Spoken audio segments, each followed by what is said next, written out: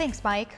A grieving mother gets something back after she lost her son in a crash. WDRB's Stefan Johnson explains the gift that's giving comfort in life to several families. Stefan? 29-year-old Kenneth Rhodes II died in November. It was a tragic loss for his family, but it also reminded them why he was a very special young man. I will remember that day for the rest of my life. A few months ago, Adria Johnson's life changed forever.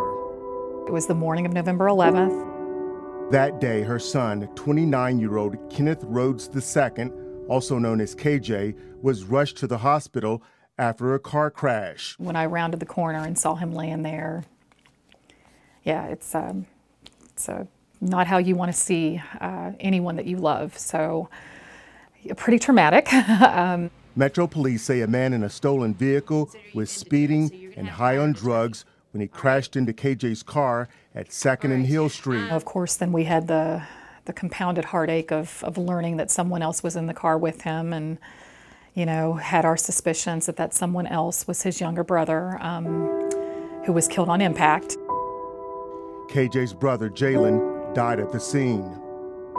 And of course, my son, passed away 9 days later. Heartbroken and grief-stricken, Johnson found comfort in a familiar face. I went to high school with her, so she is a Seneca High School graduate. The classmate became a volunteer with Kentucky Organ Donor Affiliates after losing a child. I remember that moment when she motioned me to come out, and she showed me, she had the paper that he, a copy of his paperwork where he signed up.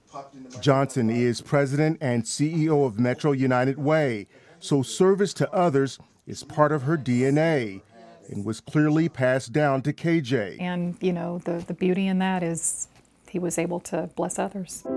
KJ blessed others by joining the organ donor registry more than 10 years ago. To find out at the age of 18 that is when he actually made the decision and followed through with becoming an organ donor just blew my mind. And it helped save lives. And to know that we've got a 37-year-old male that is walking around with his heart. We have a 55-year-old and a 47-year-old, two women that now are recipients of his kidneys. It's still a reminder for her that he's still living on. He has a legacy still here. Krista McGee is the marketing and communications director for CODA and says providing update letters is just part of the support they offer to donor families. Obviously, if Adria wants to meet those folks, then we would be happy to help her out. Oh, I would love to meet them, yes. She's still grieving, but she's also hopeful. Romans 8:28 is one of my favorite verses, and it's all things work together for good. And for now, she's focused on how the good in her son is giving life to others. But to know that their lives are enriched is pretty incredible. To find out how to join the Organ Donor Registry, just head to our website and find this story. With photojournalist Jeff Gordon, I'm Stefan Johnson, WDRB News.